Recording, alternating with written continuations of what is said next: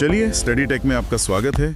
आज हम उत्तर प्रदेश एसआई परीक्षा 2026 के नज़रिए से कुछ ऐसे कानूनी बदलावों की गहराई में उतर रहे हैं जो हर एस्पिरेंट के लिए जानना बहुत ज़रूरी है। जी। हमारे सामने स्टडी टेक के कुछ बेहतरीन विजुअल सोर्स हैं जो भारतीय दंड संहिता यानी आईपीसी से भारतीय न्याय संहिता बीएनएस में हुए बदलावों को काफी साफ तौर पर दिखाते हैं। बिल्कुल, आज का हमारा फोकस सिर्फ ये बताना नहीं है कि कौन सी धारा बदली है, बल्कि ये समझना है कि इन बदलावों के पीछे की सोच क्या है। हाँ। हम सार्वजनिक व्यवस्था और न्याय प्रक्रिया से जुड़े कुछ खास अपराधों पर बात करेंगे जो एक सब इंस्पेक्टर की ड्यूटी का, आप कह सकते हैं, रोजमर्रा का हिस्सा होते हैं। तो हमारा मिशन साफ है, इन नई धाराओं को समझना, उनकी सजा के पीछे का तर्क जानना और हाँ, स्टडी टेक की कुछ दिलचस्प ट्रिक्स की मदद से इन्हें याद रखने का तरीका भी खोजना। चलिए फिर। तो चलिए इस कानूनी बदलाव की परतें खोलते हैं। शुरुआत उस अपराध से करते हैं जो अक्सर सिस्टम की नींव को हिला देता है,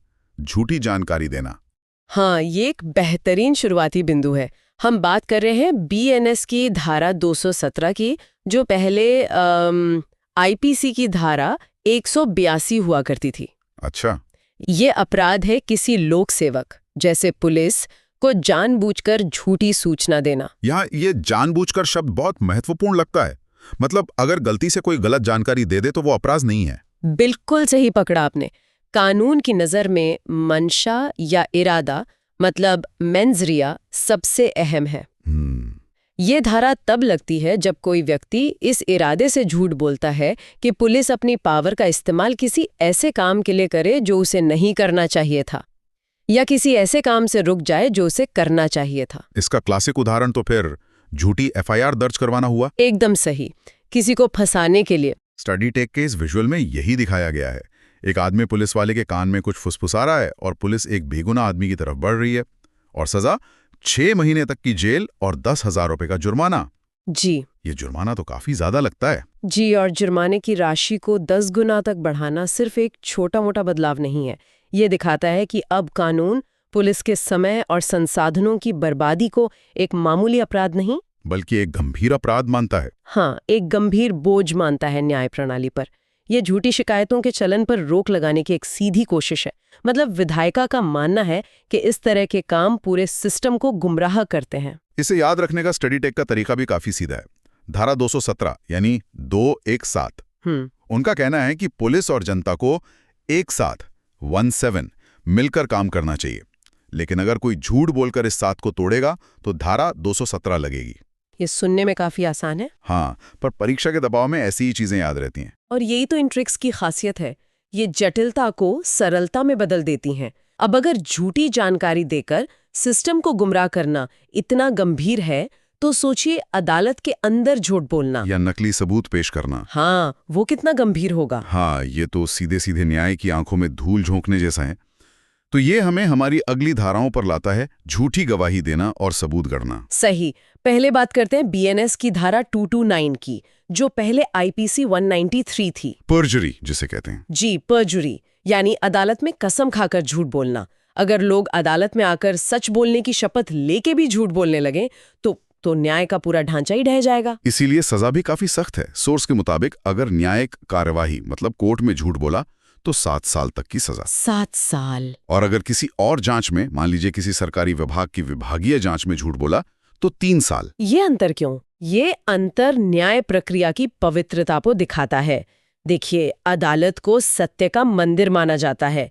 वहां बोला गया झूठ सीधे सीधे न्याय देने की प्रक्रिया पर हमला है, इसीलिए उसे ज्यादा गंभीर अपराध माना गया है। अच्छा, और इसी से जुड़ा है बीएनएस 230 यानी सबूत करना, फैब्रिकेटिंग एविडेंस, जो पहले आईपीसी 192 था। इसका मतलब है किसी को फंसाने के लिए नकली सबूत बनाना। जैसे स्टडी टेक के इस विजुअल में कोई किसी के बैग में एक नकली डायरी रख रहा है। और ध्यान देने वाली बात यह है कि इसकी सजा भी उतनी ही है जितनी अदालत में झूठी गवाही देने की है, यानी 7 साल तक। जी, 7 साल तक। कानून इन दोनों अपराधों को एक ही तराजू में तौलता है।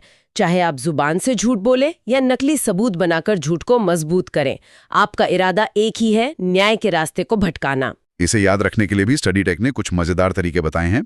धारा 229 के लिए कहते हैं 229 229। हाँ, यानी जज साहब के सामने नो झूठ नहीं चलेगा।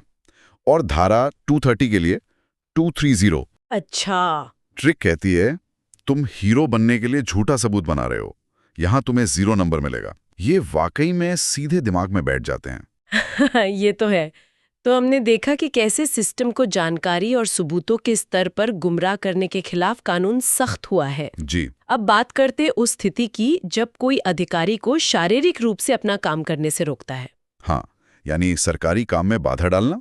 ये बीएनएस की धारा 221 है, जो पहले आईपीसी 186 थी। यहाँ एक सवाल उठता है। पूछिए। बीएनएस 217 में पुलिस को झूठी जानकारी देने पर 6 महीने की सजा है, लेकिन बीएनएस 221 में सरकारी काम में शारीरिक रूप से बाधा डालने पर 3 महीने। क्या झूठी जानकारी देना शारीरिक बाधा से ज्यादा गंभीर अपराध माना गया है? ये एक बहुत ही बेहतरीन सवाल है और ये कानून की बारीकी को दिखाता है। देखिए, पहली नजर में ऐसा लग सकता है, लेकिन ऐसा है नहीं। अच्छा। बीएनएस 221 में बाधा डालना एक सामान्य अपराध है, लेकिन अगर यही बाधा गंभीर रूप ले ले, जैसे हाथापाई या हमला, तो फिर मारपीट और हमले की दूसरी गंभीर धाराएं, जैसे बीएनएस 115, बिल्कुल वो भी साथ में लगती हैं, जिससे सजा बहुत ज्यादा हो जाती है। जबकि बीएनएस 217 में अपराध सिर्फ जानकारी देने का है, लेकिन उसका असर बहुत व्यापक हो सकता है। एक निर्दोष जेल जा सकता है, पुलिस के घंटे और पैसा बर्बाद हो सकता है। समझ गया। इसीलिए उसे अपने आप में एक गंभीर अपराध माना गया है। अच्छा, तो ये धाराएं अक्सर एक साथ काम करती हैं और बीएनएस 221 सिर्फ पुलिस पर लागू नहीं होती है ना? बिल्कुल नहीं, ये किसी भी लोक सेवक पर लागू होती है, चाहे कोई राजस्व अधिकारी हो, नगर निगम का कर्मचारी हो या कोई डॉक्टर जो सरकारी अस्पताल में अपनी ड्यूटी कर रहा हो। अगर कोई जानबूझकर उनके काम में बाधा डालता है तो ये धारा लगेगी। और इसके लिए स्टडी टेक की ट्रिक है 221, यानी 221। पुलिस वाले से 2-2 हाथ करोगे, वर्दी वाले को रोका तो 221 में अंदर जाओगे। ये सीधे एक तस्वीर दिमाग में बनाता है। सही है। अब किसी एक अधिकारी के काम में बाधा डालने से एक कदम और आगे बढ़ते हैं और उस स्थिति की बात करते हैं जब कोई व्यक्ति पूरे प्रशासन के एक आदेश को ही मानने से इनकार कर दे। आप बीएनएस 233 की बात कर रहे हैं, जो पहले आईपीसी 188 थी। कोरोना के समय ये धारा बहुत चर्चा में थी। जी। स्टडी टेक के सोर्स में इसे कोरोना स्पेशल भी कहा गया है। जी, ये तब लागू होती है जब कोई सक्षम अधिकारी, जैसे डिस्ट्रिक्ट मजिस्ट्रेट, सार्वजनिक सुरक्षा या स्वास्थ्य के लिए कोई आदेश जारी करता है और कोई व्यक्ति उसका उल्लंघन करता है। धारा 144 का उल्लंघन या लॉकडाउन के नियमों को तोड़ना, ये सब इसी में आएगा। ये इसके सबसे अच्छे उदाहरण है। इसमें सजा के 2 स्तर हैं। सामान्य उल्लंघन पर 6 महीने तक की जेल, लेकिन अगर उस उल्लंघन की वजह से मानव जीवन, स्वास्थ्य या सुरक्षा को खतरा होता है या कोई दंगा भड़क जाता है तो सजा 1 साल तक हो सकती है। यह प्रावधान राज्य को आपातकालीन स्थितियों में व्यवस्था बनाए रखने की शक्ति देता है। ये सिर्फ एक दंडात्मक प्रावधान नहीं है, बल्कि एक निवारक मतलब प्रिवेंटिव उपाय है। इसका मकसद ये सुनिश्चित करना है कि नागरिक उन आदेशों का पालन करें जो सबकी भलाई के लिए जारी किए गए हैं। इसे याद रखने की ट्रिक भी कोरोना काल से जुड़ी है। 223 यानी 223। अच्छा। स्टडी टेक कहता है अगर ऑर्डर नहीं माना तो पुलिस 1 2 3 करके डंडे मारेगी। ये थोड़ा मजाकिया है, लेकिन परीक्षा के लिए एकदम सटीक है। बिल्कुल। अब हम एक ऐसे प्रावधान पर आते हैं जो बीएनएस में एकदम नया है और एक बहुत बड़े वैचारिक बदलाव का प्रतीक है। आप आत्महत्या की धमकी वाली धारा की बात कर रहे हैं, बीएनएस 226। ये वाकई में बहुत अलग है। बहुत अलग। लेकिन इसे समझने के लिए हमें पहले ये समझना होगा कि बीएनएस ने क्या हटाया है। आईपीसी 309 की बात कर रही हैं आप? हाँ, आईपीसी में एक धारा थी 309 जो आत्महत्या के प्रयास को अपराध मानती थी। इस पर दशकों से बहस चल रही थी कि जो व्यक्ति पहले से ही मानसिक पीड़ा में है, उसे बचाने के बाद सजा देना अमानवीय और क्रूर है। सही बात है। बीएनएस ने इस सोच को अपनाया और आत्महत्या के प्रयास को अपराध की श्रेणी से हटा दिया। तो अब अगर कोई अपनी जान देने की कोशिश करता है तो उस पर कोई केस नहीं चलेगा। सही, उसे अपराधी नहीं बल्कि एक पीड़ित माना जाएगा जिसे मदद की जरूरत है। लेकिन बीएनएस ने एक नई समस्या को पहचाना। वो क्या? कई बार लोग आत्महत्या का नाटक या उसकी धमकी एक हथियार के तौर पर इस्तेमाल करते हैं ताकि किसी सरकारी अधिकारी पर दबाव डालकर कोई अवैध या अनुचित काम करवाया जा सके। अच्छा, तो मान लीजिए कोई प्रदर्शनकारी अपनी मांग मनवाने के लिए पानी की टंकी पर चढ़कर कूदने की धमकी देता है, तो उस पर अब BNS 226 के तहत कार्रवाई होगी? आपने एकदम सही समझा, ना कि IPC 309 के तहत। BNS 226 आत्महत्या को नहीं बल्कि आत्महत्या की धमकी देकर ब्लैकमेल करने को अपराध बनाता है। ये सरकारी अधिकारियों को ऐसे अनुचित दबाव से बचाने के लिए बनाया गया है। स्टडी टेक का विजुअल इसे बखूबी दिखाता है, जहां एक व्यक्ति छत पर चढ़कर एक सरकारी अफसर को डरा रहा है जी, और इसकी सजा भी काफी अलग है, 1 साल तक की जेल, जुर्माना या सामुदायिक सेवा, कम्युनिटी सर्विस। हाँ, सामुदायिक सेवा ये एक दिलचस्प विकल्प है। इसका असल में मतलब क्या होता है? क्या दोषी को किसी अस्पताल में सेवा करनी होगी या कोई और काम? बिल्कुल, ये एक बहुत ही प्रगतिशील कदम है। अदालत तय कर सकती है कि व्यक्ति को बिना वेतन के कुछ घंटों के लिए समाज की सेवा करनी होगी, जैसे किसी वृद्धाश्रम में मदद करना, स्वच्छता अभियान में भाग लेना या ट्रैफिक प्रबंधन में पुलिस की सहायता करना। ये तो वाकई एक बड़ा बदलाव है, और इसे याद रखने की स्टडी टेक की ट्रिक तो सबसे अनोखी है। 226 यानी 226। बताइए। वो कहते हैं IPC 309 खत्म, अब 226 है, यानी छत पर चढ़कर नौटंकी करना। अगर बाबूजी को डराया कि मर जाऊंगा तो धारा 226 लगेगी। ये तो कोई भूल ही नहीं सकता। ये ट्रिक इस नए कानून के उद्देश्य को पूरी तरह से स्पष्ट कर देती है। ये आत्महत्या के दर्द को नहीं बल्कि उसकी आड़ में की जाने वाली नौटंकी को निशाना बनाती है। पहला है लोक न्यूसेंस यानी पब्लिक न्यूसेंस। हाँ, हमारे नोट्स में जो चित्र है वो तो मतलब एकदम आज के दौर का है। सड़क पर गाड़ियों का जबरदस्त जाम, हॉर्न का शोर। हाँ, और बगल की एक बिल्डिंग से कोई बहुत जोर जोर से संगीत बजा रहा है। बिल्कुल, ये स्थिति अब BNS की धारा 270 के तहत आती है, जो पहले IPC की 2 अलग-अलग धाराओं 268 और 290 में बटी हुई थी। और यहाँ पहला दिलचस्प बदलाव देखने को मिलता है। IPC में क्या था कि धारा 268 में लोक न्यूसेंस को सिर्फ परिभाषित किया गया था। अच्छा। और उसकी सजा दी गई थी धारा 290 में। BNS ने इसे सरल बना दिया है। अब परिभाषा और सजा दोनों को एक ही धारा 270 में डाल दिया है। ओह, तो इसका मकसद कानूनी प्रक्रिया को सुव्यवस्थित करना है। बिल्कुल। एक पुलिस अधिकारी के लिए इसका मतलब है कि अब रिपोर्ट बनाने और चार्जशीट फाइल करने में कागजी कार्यवाही थोड़ी कम और स्पष्ट होगी। ये तो अच्छा है। तो ये सिर्फ नंबर का बदलाव नहीं है बल्कि प्रक्रिया को आसान बनाने की कोशिश है। और सजा क्या है इसमें? सजा के तौर पर 5,000 रुपए तक का जुर्माना हो सकता है। 5,000? हाँ। अब यहाँ एक बहस हो सकती है कि क्या 5,000 का जुर्माना आज के समय में काफी है, लेकिन कानून ने एक सीमा तय कर दी है। और स्टडी टेक ने इसे याद रखने के लिए जो ट्रिक दी है वो इसके भाव को पकड़ती है। धारा 270 यानी 270। हाँ। ट्रिक है, सबने साथ मिलकर जीरो काम किया, मतलब ऐसा काम किया जिसका कोई प्रोडक्टिव नतीजा नहीं निकला, बस दूसरों को परेशानी हुई। जैसे रास्ता जाम कर दिया। बिल्कुल। ये तो वाकई स्मार्ट है, साथ मिलकर जीरो काम। अच्छा, अब अगले अपराध पर आते हैं जो सार्वजनिक स्वास्थ्य से ही जुड़ा है, बीमारी फैलाना। हाँ, ये तो कोरोना महामारी के बाद सब अच्छे से समझते हैं। सही बात है। चित्र में एक व्यक्ति भीड़ में बिना मुंह ढके लापरवाही से छींक रहा है। यह अपराध पहले IPC की धारा 669 में था और अब BNS की धारा 271 में है। यहाँ कानून का जो सबसे महत्वपूर्ण शब्द है वो है लापरवाही से, मतलब नेग्लिजेंटली। अच्छा। अगर कोई अनजाने में बीमार है और उससे संक्रमण फैलता है तो वो अलग बात है, लेकिन अगर किसी को पता है या शक है कि उसे कोई संक्रामक बीमारी है और फिर भी वो सार्वजनिक जगह पे बिना सावधानी बरते जाता है, तो ये अपराध बनता है। और सजा? इसके लिए 6 महीने तक की जेल हो सकती है। इसका मतलब यहाँ इरादा नहीं बल्कि लापरवाही अपराध का मुख्य तत्व है। एक अधिकारी को यह साबित करना होगा कि व्यक्ति ने जरूरी सावधानी नहीं बरती। बिल्कुल। और इसे याद रखने की स्टडी टेक ट्रिक सीधे अपराध की प्रकृति को उसकी धारा संख्या से जोड़ती है। 271 271 यानी एक आदमी ने अपनी लापरवाही से 7 लोगों को बीमार कर दिया। ये कहानी जैसी ट्रिक परीक्षा के दबाव में भी याद रह जाती है ना? हाँ, ये तो है, सही बात है। सही बात है। अब एक और गंभीर अपराध की ओर बढ़ते हैं, खाने में मिलावट। नोट्स में दिया गया चित्र काफी परेशान करने वाला है। एक व्यक्ति खाने के तेल में कोई हानिकारक चीज मिला रहा है और बगल में एक परिवार वही खाना खाकर बीमार पड़ा है।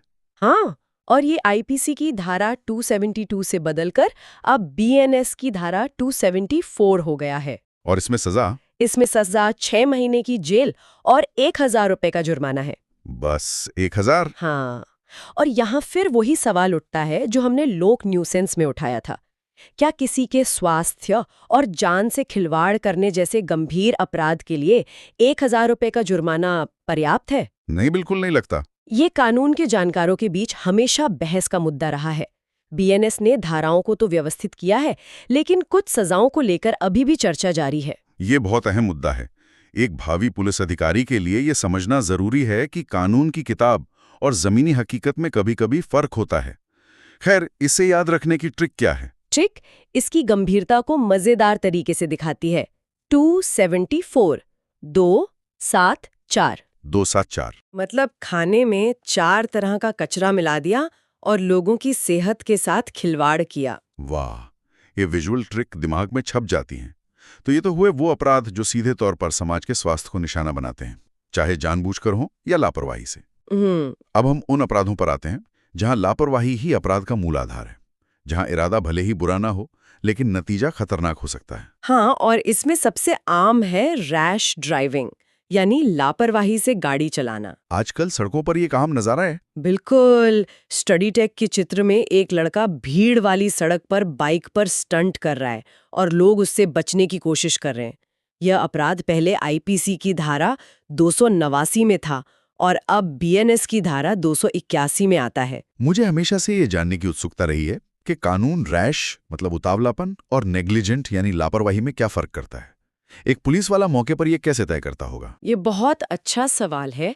देखिए, रैश ड्राइविंग का मतलब है जब आप खतरे को जानते हुए भी तेजी या खतरनाक तरीके से गाड़ी चलाते हैं, यानी एक तरह की बेपरवाही। अच्छा। और नेग्लिजेंट ड्राइविंग में हो सकता है कि आप ध्यान नहीं दे रहे, जैसे फोन पर बात कर रहे हैं। दोनों ही अपराध हैं, लेकिन रैश ड्राइविंग में खतरे का अंदाजा होते हुए भी उसे नजरअंदाज करने का भाव है। और सजा दोनों में एक ही है? हाँ, 6 महीने की जेल और 1000 रुपए का जुर्माना हो सकता है। मतलब ये साबित करना सबूतों पर निर्भर करेगा, गाड़ी की रफ्तार, सड़क की हालत, गवाहों के बयान, इन सब पर। बिल्कुल। और इसे याद रखने के लिए जो ट्रिक इन नोट्स में दी है वो तो आजकल की युवाओं पर एकदम सटीक बैठती है। 281 281। बताइए। मतलब 2 पहियों पर 8 का फिगर बनाना और खुद को एक नंबर का हीरो समझना। ये तो सच में बहुत सटीक है। सड़क की लापरवाही से अब घर या काम की जगह की लापरवाही पर आते हैं। अगला अपराध है जहरीले पदार्थ को लापरवाही से रखना। चित्र में एक व्यक्ति ने केमिकल की एक बोतल जिस पर खतरे का निशान बना है, एक बच्चे की पहुंच में रख दी है। ये आईपीसी की धारा 284 से अब बीएनएस की धारा 286 में है। और इसके ठीक बाद बीएनएस की धारा 287 है, जो आग या ज्वलनशील पदार्थ के साथ लापरवाही से जुड़ी है। हाँ, इसका चित्र भी ऐसा ही है, जहां कोई व्यक्ति पेट्रोल और गैस सिलेंडर के पास सिगरेट जला रहा है। बिल्कुल। इन दोनों अपराधों 286 और 287 में सजा एक जैसी है, 6 महीने तक की जेल और 1000 रुपए का जुर्माना। दोनों में सजा एक जैसी क्यों है? क्योंकि दोनों के पीछे का कानूनी सिद्धांत एक ही है, ड्यूटी ऑफ केयर का उल्लंघन। Duty of care? हाँ, अगर आपके पास कोई ऐसी चीज है जो खतरनाक है, चाहे वो जहर हो या पेट्रोल, तो आपकी जिम्मेदारी है कि आप उसे सुरक्षित तरीके से रखें ताकि किसी और को नुकसान न पहुंचे। अच्छा। जब आप ये जिम्मेदारी निभाने में नाकाम होते हैं तो कानून आपको सजा देता है। बीएनएस ने इन दोनों को एक के बाद एक रखकर इस सिद्धांत को और मजबूत किया है। ये तो बहुत गहरी बात है। कानून सिर्फ एक्शन को नहीं बल्कि जिम्मेदारी के उल्लंघन को भी अपराध मानता है। इन्हें याद रखने के लिए क्या ट्रिक्स हैं? दोनों ट्रिक्स बहुत दिलचस्प हैं। धारा 286 जिसका अंक है 6।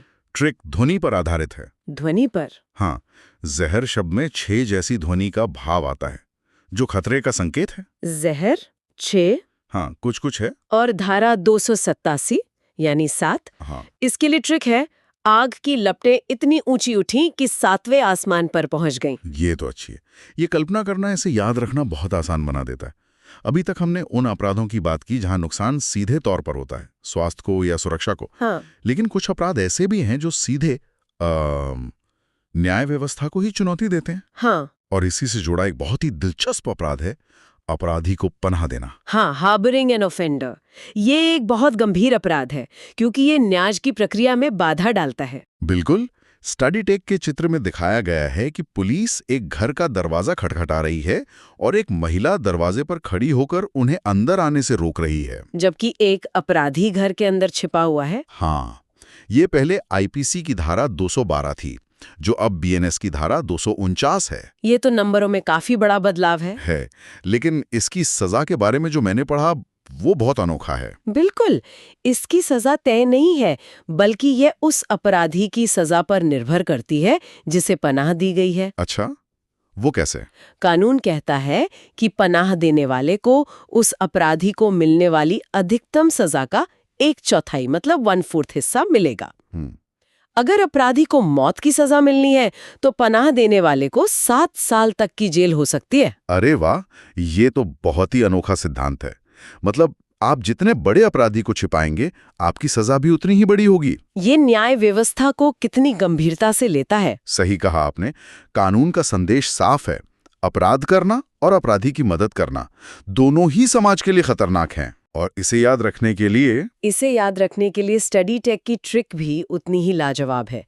249 हाँ। ट्रिक है, अपराधी को चारों तरफ से छुपा लिया और जब पुलिस ने पूछा तो कह दिया नो, यहाँ कोई नहीं है। चारों तरफ से छुपाकर नो बोलना, ये तो कमाल का शब्द खेल है, इसे भूलना मुश्किल है ना? और अब हम अपने आखिरी अपराध पर आते हैं, जो जानवरों से जुड़ा है। चित्र में एक बड़े और खतरनाक कुत्ते को उसके मालिक ने लापरवाही से खुला छोड़ दिया है और वो लोगों के लिए खतरा बन गया है।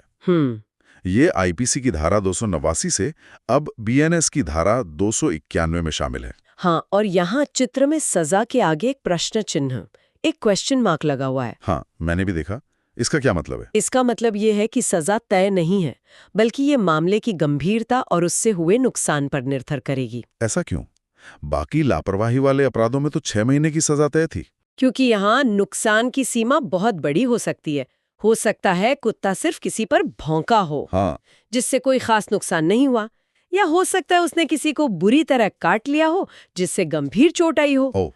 तो कानून ने जज को ये अधिकार दिया है कि वो हर मामले के तथ्यों के आधार पर सजा तय करें। ये आपराधिक लापरवाही के साथ साथ एक सिविल मामला भी बन सकता है, जहां पीड़ित मुआवजे के लिए केस कर सकता है। तो एक पुलिस अधिकारी की रिपोर्ट यहाँ बहुत मायने रखती होगी, क्योंकि वही तय करेगी कि मामला कितना गंभीर था। बिल्कुल, अधिकारी की रिपोर्ट ही केस की नींव होती है।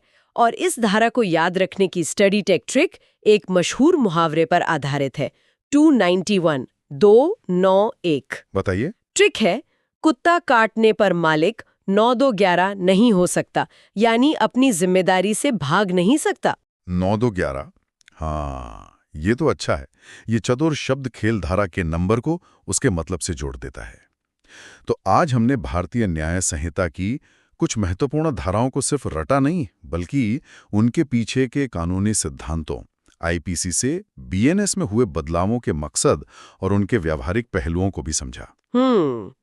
स्टडी टेक के इन विजुअल एड्स और ट्रिक्स ने इस प्रक्रिया को वाकई काफी दिलचस्प बना दिया। बिल्कुल, ये तकनीकें परीक्षा के लिए बहुत उपयोगी हैं क्योंकि ये मुश्किल जानकारी को दिमाग में व्यवस्थित करने में मदद करती हैं।